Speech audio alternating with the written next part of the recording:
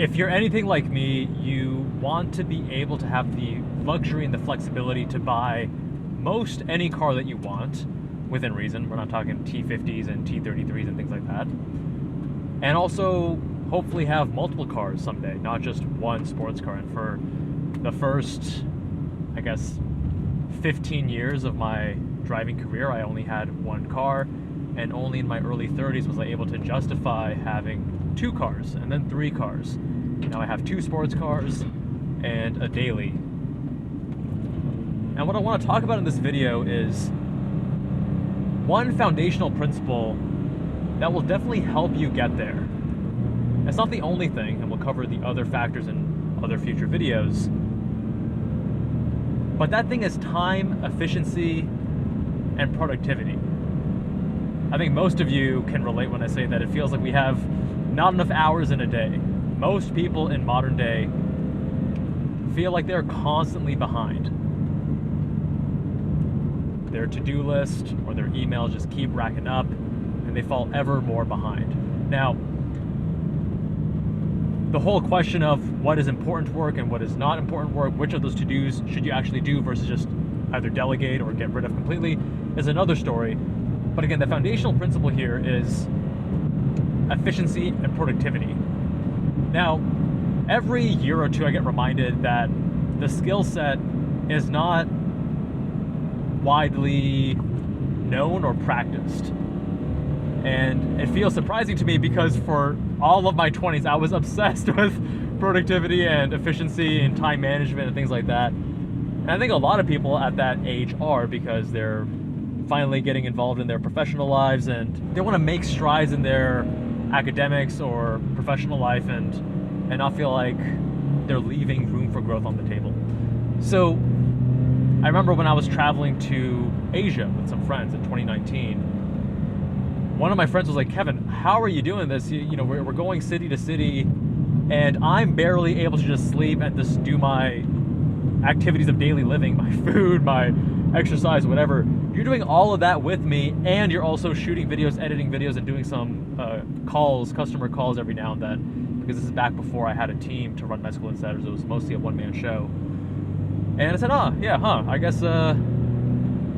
I guess I just thought you guys were just doing more vacation, and I was the one that was kind of doing a combined vacation work thing. He's like, no, dude, like, it's hard to even get to the point of being able to spend your time in that way. And I said, that's an interesting point. So we actually recorded some podcasts, which I never released because that podcast we decided was not sustainable long term. But I'll tell you some of the teachings here that we discussed on that podcast so you can still get that value. The first thing is realizing where you're wasting a lot of time. And for everyone, that's going to be different. For many people, that's going to be social media scrolling. Oh, whoa, what is this? All right, I'll go around as well.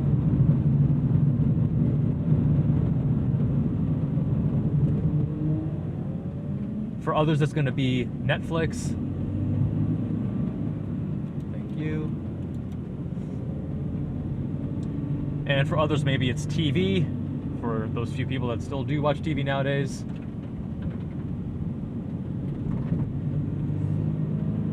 But you have to figure out what those things are. Dude, Japanese driving culture is just so courteous. Thank you. Oh man, this Corolla's got it in S660, baby! I love that car. I had one here last time I was here in Japan. That car is such a riot. So you figure out what those wastes of time are, and you try to eliminate them, or you try to substitute them with something more productive. That's step one. Step two is being more intentional with how you do decide to spend your time. So now you realize you're wasting time in all these areas. What do you fill that time with? Ideally, you want to be doing things that are enjoyable and move you closer towards your goal. It's unrealistic to say that you're going to be productive and work towards your academic or professional pursuits all hours of the day. That's just not realistic. But if you can do things that are enjoyable, that, oh dude, amazing. This is so unlike the US. If you do those things that are enjoyable and you get energy from, you're excited by, then they're gonna feel easier. So when you can combine those things that move you towards your goal and are enjoyable, that's really half the battle. Now beyond that, you need to make sure you're organized. I use Notion for my second brain, if you will. All my notes, all my tasks, everything is in there. I used to use Things 3 for Mac, which was an excellent app. Used it for almost 10 years, but then I decided it was time to, actually probably more than 10 years. And then I decided it was time to switch because I liked some of the benefits of Notion. But you have to create a system that works for you and maintain it. It doesn't really matter which app you use, and don't spend a lot of time hopping from app to app. It's ultimately a waste of time. What's far more important is that you decide on one system and you actually use it as you intend to. So don't let your to-do list just stack up, and then next thing you know, you have 50 items and you feel overwhelmed. Not helping.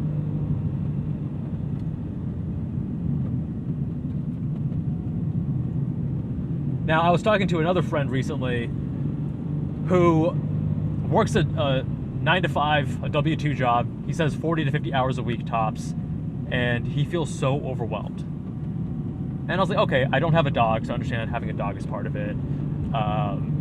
Working a W-2 doesn't give you as much flexibility versus being an entrepreneur. Although as an entrepreneur, you're generally working way more hours than those in W-2s. I work way more than 40 to 50 hours per week. But the flexibility allows you to cater those hours and fit it around your schedule, admittedly. So it's kind of a trade-off. And it occurred to me that a lot of it just comes down to trying to maximize those smaller units of time. Now, I don't want you to do it in a way where it feels like a chore and it's not sustainable. I got there when I was in residency. I was a machine to the point that it was detrimental. Hello, Mount Fuji. And hello, people illegally parked.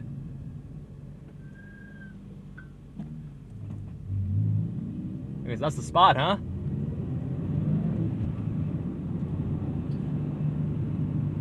This road was totally empty in the morning when I came here.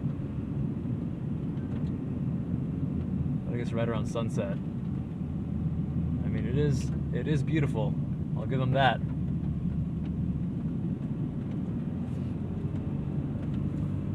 So anyways, back in plastic surgery residency, I was, in the morning, use the toilet, do your emails, bike to work, because you're killing two birds with one stone. Now you're cycling, getting your cardio in, and transporting yourself to the hospital. But, otherwise you would have to go exercise separately after work. This is actually faster to get to work because it takes me only 8 minutes on the bike versus 12 minutes driving. Like, all these things were calculated. Even the idea of when I went to restaurants or I was waiting in line at the grocery store, I'd be doing flashcards to study. Now, this was not sustainable. This was overdoing it. I had too much on my plate. I thought the secret to productivity was being more and more time efficient. And I was at like 99.9% capacity. Actually, I overshot it to the point that I burnt out, right? I was also running 2 companies while doing a plastic surgery residency, trying to build a third, working 80 hours in the hospital.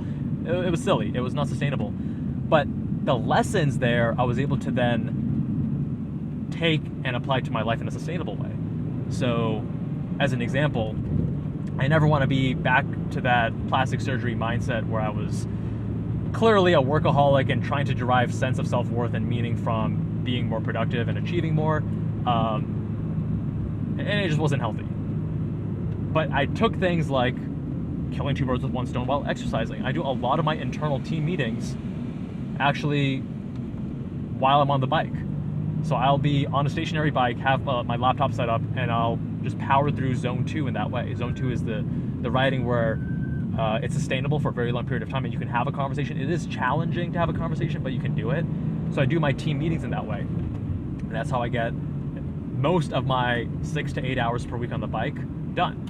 Then I still do 4 times 90 minutes per week of strength training. But I do that at the end of the day when my brain is already feeling fried. Versus in the morning where I feel very sharp and I'm more willing to actually work through difficult problems. I don't want to use that precious brain real estate then. I want to save it till later in the day when I'm feeling more tired and more exhausted from work. But I can still push the weights. It's not so late that I'm like tired, but it's like middle of the day. So all these little things, they're now subconscious and they're automatic. So essentially, I'm getting 80 to 85% of the productivity benefits, the effectiveness in my schedule, but it feels effortless because I learned those fundamentals when I was pushing it in plastic surgery residency, although again, what I was doing back then wasn't sustainable, but it teaches you the lessons. And I think for that reason, it's important in your 20s when you have the energy, the vigor, the capacity, fewer responsibilities as well, family, things like that, to push your limits and to see what you're made of and to start practicing some of these fundamentals, because it will only make things easier for you in the future. Now, I also want to cover the massive, massive lie in the productivity space. There are a lot of people out there who are productivity experts. Now, ironically, those who are actually productivity experts generally aren't as productive as those who are really just productive and don't talk as much about productivity. It was actually a productivity YouTuber who pointed this out. He's like, hey man, most of these productivity YouTubers, himself included, are not that productive because they need a lot of time to sit and be creative and think and blah, blah, blah. And the actual productive people are just busy running companies and doing crazy shit and not necessarily talking about productivity. I said, huh, that's interesting. But not everyone's like that. There are other people on YouTube and elsewhere who talk about the secret of productivity is this, or secret of productivity is that. And there's only so much you can do personally. What's actually far more important is leverage. And I did not realize that until I started a company, until I started scaling things. Because now I can actually reduce the number of hours worked and increase my output. Now there was a lot of you guys probably know Ali Abdaal. He's a junior doctor who quit and focused on YouTube. So he was on a podcast, I think it was an Indie Hackers podcast, and the host said, hey Ali, how are you so productive? And this is before Ali had released his book, and his book is Feel Good Productivity, which we actually summarized on the Med School Insiders channel right up here. And he said, his whole shtick with Feel Good Productivity is that having fun and feeling good as you work through things is the secret to sustainable and effective productivity. So he responded to the podcast host saying, it's about having fun in the process. That's what I really think is the secret. And either it was the host or someone else said, oh, okay, sure, Ali, but come on, let's be real. You guys, you have an incredible team, and that incredible team is surely a big part of your productivity, right? So keep working on your own personal productivity systems because it will help you multiply what you're able to do. 2x it, 3x it, absolutely, no questions asked.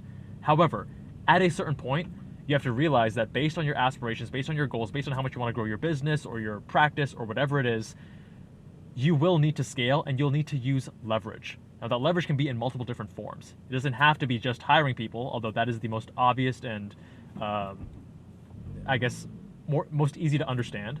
When it comes to code, as an example, you may use software to automate certain tasks in your business, or maybe as a student you use some automations, right? Something in your email that automatically forwards so that you don't have to, or automatically reminds you at a future date so that you don't have to remember it, things like that. You can use capital, using money to make more money, you invest it. Now, when you combine these things, you work on your personal productivity and you use leverage, that's when you become unstoppable and things just start scaling at unprecedented rates. And it's truly incredible to see. Now, I want to remind you guys, this is not a matter of coming from privilege or having a lot of money to be able to do some of these things, okay? If you are fortunate enough to have your student loans paid off and maybe a car bought for you and a down payment on your house and things like that, incredible. But it's not necessary by any means. You'll just have to use your own personal productivity up until the point that you can start hiring people once you have the income or the savings and such to do so, and then from there start snowballing. If you are able to tap into family resources, then your job becomes even easier because you can start hiring people at an earlier stage. You can get that overseas worker that is more affordable, or even domestic if you want to do that. And it opens up a ton of possibility for you as you scale your business or just scale your own level of effectiveness in your job. It doesn't even have to be a business. A lot of you watching are going to be W-2 employees, and that's fine. Not everyone needs to be an entrepreneur. There's this terrible trend on social media that, oh, if you're a W-2, then you're a sucker. You got to be an entrepreneur. No, dude, not everyone wants to be an entrepreneur. There are clear upsides and downsides.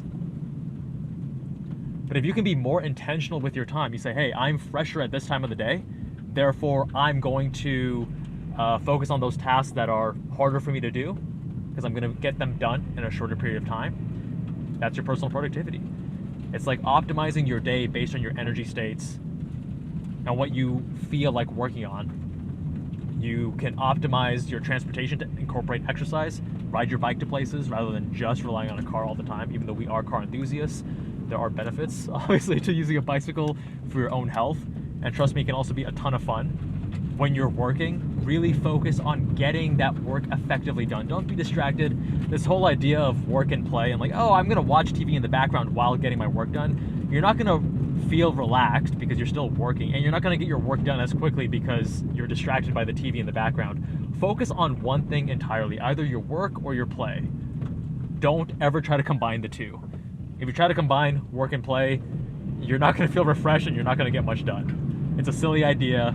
You can't multitask unless it's an automatic task. You can multitask effectively with automatic tasks, but never with non-automatic tasks. It just simply doesn't work. And when I say automatic tasks, I mean things like doing your, like when I was saying I do my meetings on the bike with my team. Cycling on an indoor trainer is an automatic task. Combining that with the non-automatic task of having the meeting, having a conversation. All these little things, they add up. And if you guys can start to tap into this, it just opens up a whole new level of possibility for you. I hope that's helpful. I know a lot of these things are a little bit vague and this video wasn't as structured. If you do want some more tactical advice, like those strategies about your energy states or combining some exercise with work, stuff like that, we have many more tips over on the Med School Insiders channel, as well as on the Kevin Jabal MD channel, my two other channels, and we'll have some links to specific videos down in the description. My friends, much love, and I'll see you all in the next one.